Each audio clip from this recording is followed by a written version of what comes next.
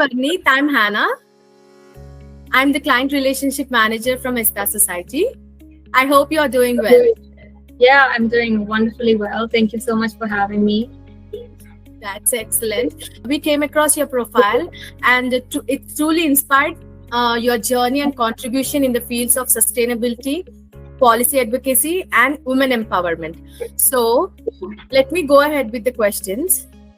So can you share a bit about your background and what inspired you to start your journey in policy, sustainability, and women empowerment? First of all, it's a very interesting question because I think that you've touched rightly on the three things that I'm focusing on: policy, women empowerment, and sustainability. Yes. So one thing that is not out there is that I have been preparing for UPSC for a while now. And preparing for civil services has been a major nudge for me to explore women empowerment, sustainability, and policy advocacy.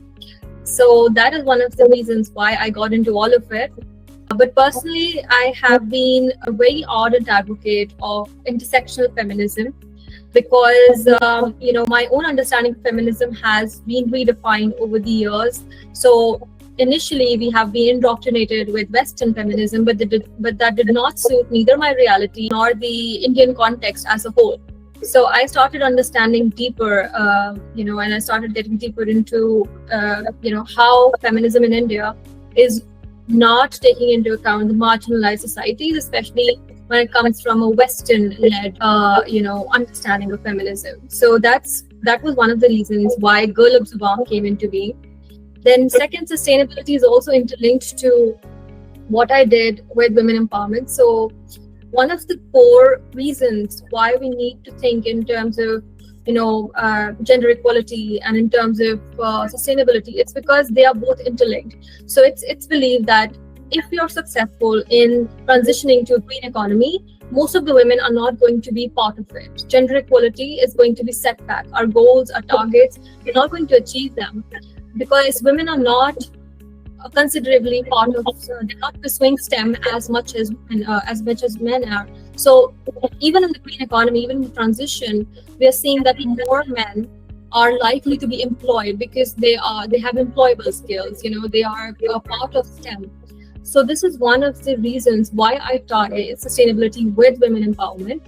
And that led me to exploring how the indigenous women across the world, they are spearheading such wonderful initiatives, to preserve biodiversity, and they're using their unique skills to promote sustainability.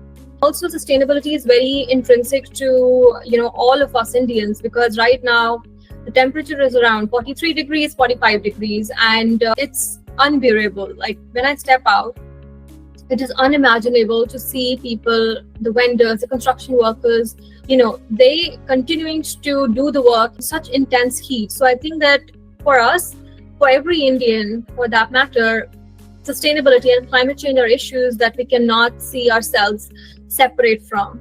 I've leveraged poetry as a medium and storytelling as a medium to spread awareness, to decolonize the understanding about climate change, because thankfully I've had the opportunity to go to climate conferences like COP28 in Dubai.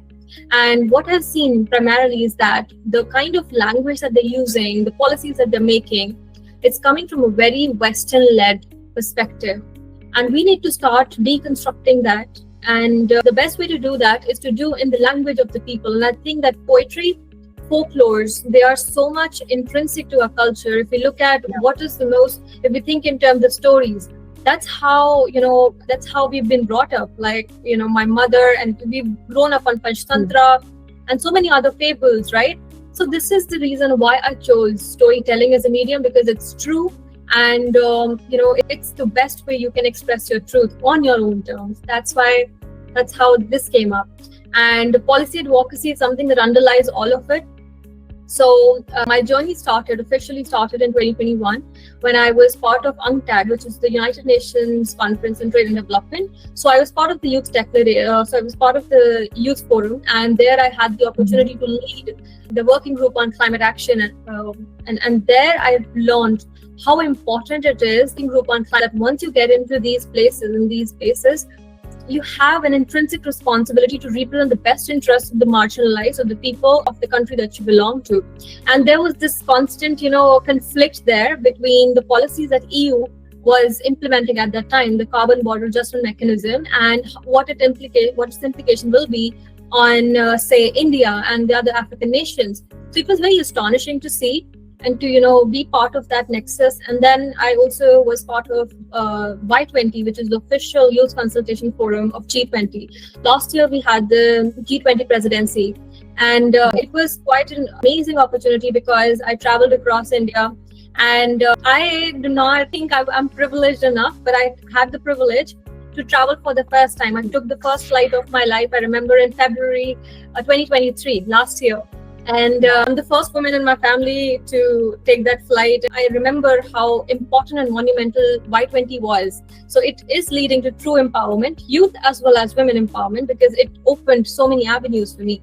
But again, talking about the policy aspect of it, it was very intense. I remember that I was working as a senior associate. We were traveling across the country, and the kind of consultations that we held, they exposed us to different diverse perspectives. Let's say in Bangalore, what is the politics, what is the kind of notions that young people hold there, and how it can feed into the official consultation mechanism. That was very interesting to note.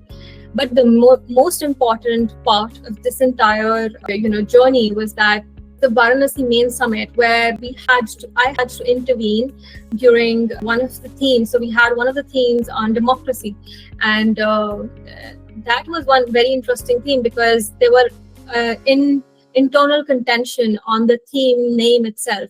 So I was leading that, and we had delegates from the G20 countries plus some other invitee countries, and we had them together, and I was negotiating with them, and it was interesting to contribute to that. But I think that exposed me to the multilateral diplomatic setup, and I think that these initiatives and these opportunities have enabled me to understand how everything is interlinked, and I think that's some of my the nexus of what all I'm doing. Yeah. Hey, actually, I want to leave. I think they have constantly, the questions have been divided into policy and advocacy and creative initiatives. But I wanted to ask two questions about the creativity initiatives. I think you already answered a couple of them, like how the poetry for the planet is a unique approach for climate advocacy. And also, can you tell us about its mission and some of the key initiatives? How do you incorporate decolonial and intersectional perspective into work of poetry for the planet? So I'm very much interested because I'm also a believer of the way of communication is poetry. Still, there are many ways. If you look at in the villages, they don't read books. They don't talk. And so I'm curious about see how you're communicating. Is there any case study or an example if you can? That would be great. I'm so grateful for the question and the mention, because the reason why I even chose poetry, and you very well mentioned that in villages, they're not educated and they use poetry. So I'll just tell you, my father and my mother primarily, her family they're still from the village, and in Punjab, there's been a culture of using these folk songs as a way of talking about social issues. So I watched this movie, which talked about the first female singers in Punjab. So singing was prohibited for women. And I remember there's another movie about how women were not even allowed to be part of the weddings. They were not allowed to go along with the groom to fetch the bride. So this is like something, it was considered, women were not allowed. So what did the women, when they were staying back in the village, waiting for the bride to come, what did they, how did they celebrate, and what did they do? Well, they used to make up songs, folk songs about these issues. And I think if we analyze all the songs, folk songs that we sing during the weddings, they're mostly social commentaries.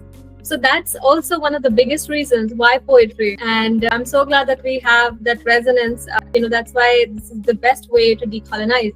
So Poetry for Planet's ultimate mission is to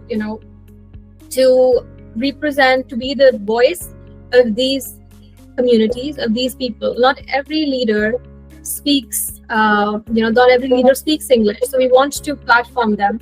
It's a global initiative as of now, and we are spread out in 5 continents. So we have over 15 countries covered in that sense. It's a global initiative because we made sure that it's a global initiative because of the kind of richness, perspectives we can get from it. It's the belief that I have that, climate change it may be affecting all of us, but it's being experienced differently by different cultures. For example, Tuvalu is a country it's going extinct, while here in India there are some people who are facing water shortages, and there are some people like I'm in Chandigarh, so we're not facing any water shortage as of now, but 250 kilometers away there's a water shortage in Delhi. So these are some of the ways in which we want to incorporate all of these nuances of climate change to storytelling. And the major reason, there are 4 pillars that we are focusing on. First is to platform these voices, the stories of unsung climate leaders from across the world in their native language.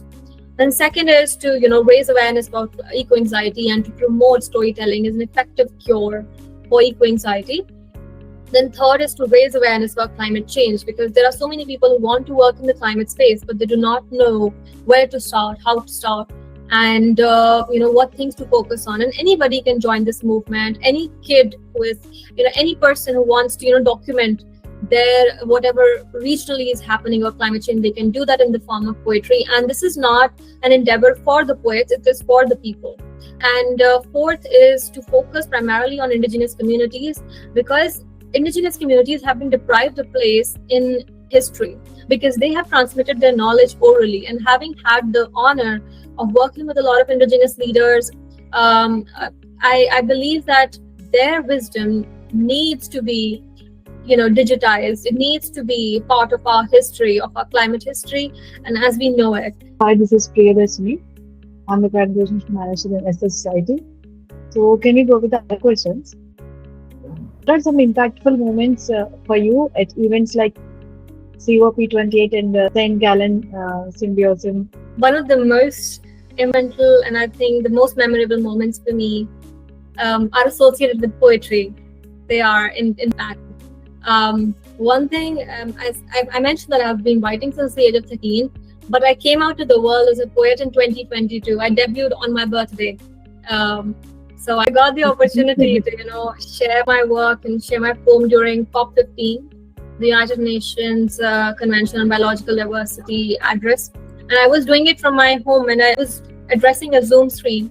But somebody there, somebody there in the audience, Archana Soring herself, she recorded it and she sent it to me, and I was blown away, because for me, that moment was like transformative. And I think that's how the journey really began. I am not a poet who goes out at the local events. I debuted as a poet at that stage, at COP15. And I am not a person who you would find in the local poetry circles. No, I'm just a climate poet, just a person who likes to write about nature. So, and at COP28, it had to do with poetry, because I remember that I had the opportunity to, do these poetry performances in a lot of pavilions. But the most striking for me was the ILO pavilion, which we were invited for. So we hosted a joint event with the Entertainment and Culture Pavilion, Be Here, Your Climate Archive, and ILO. And there we had a circle, although it was like we had a format, but then it took, that entire event, that entire circle of people that we had, they all started sharing the most intimate stories behind their climate struggles. And I think that's what poetry does. That's what storytelling does. It allows people to open up and to share what is the true motivation behind it. So I think that was my most important moment, because I remember I was so overwhelmed. I was so teary-eyed after that. I broke down and I was hugging this amazing indigenous leader. That was a very beautiful moment for me, because for the first time in my life, I felt like I have found my tribe. I found my people. It's really amazing, Parneet. And we'll go to the next question. So what was your experience working on the future of work theme during India's G20 presidency? Absolutely. So this question, I think that, so I worked as a senior associate, and one of the themes that I was tackling was future of work. So as as a person who was focusing on future of work, I think that we primarily focused on fundamental security safety nets that we require for gig workers. Under that was one of the policy suggestions that was given out in the Y20 communique. So future of work is very relevant, and one of the core, when we talk about future of work, I think that we need to understand in terms of green skilling and upskilling and reskilling. So that was also one of the key demands that were, I think, mentioned in the communique. And also one of the key things is to, develop a more inclusive gig economy, which is by promoting universal gig workers' rights. So, and we also need like stringent data protection measures and anonymization protocols and robust, consent mechanisms. So these were some of the proposals, and these were some of the demands which were enshrined in the Y20 communique. However, as in my capacity as a senior associate, I worked also on climate action, where we talked about the inclusion of indigenous communities in various frameworks and indigenous knowledge in schools. So it was not just limited to future of work. It went beyond, above and beyond.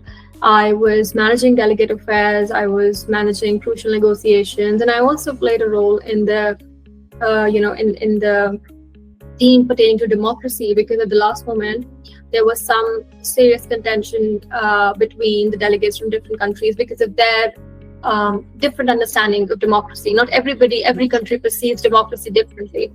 Not every country perceives democracy same.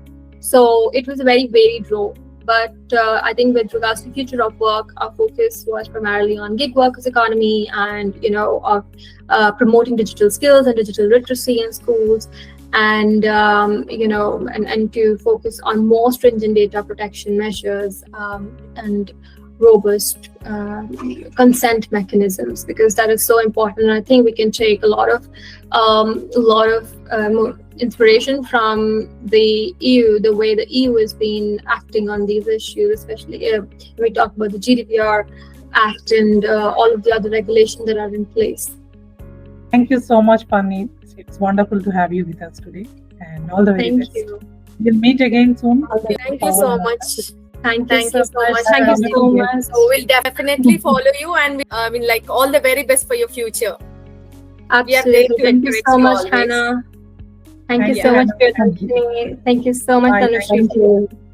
Thank you. It's been a pleasure, and thank you so much, Sagar. And I pay my highest regards to Sirji as well. Definitely, yes. We'll convey it to him. Entire team. Thank you so much for having me. It's been lovely to share these things.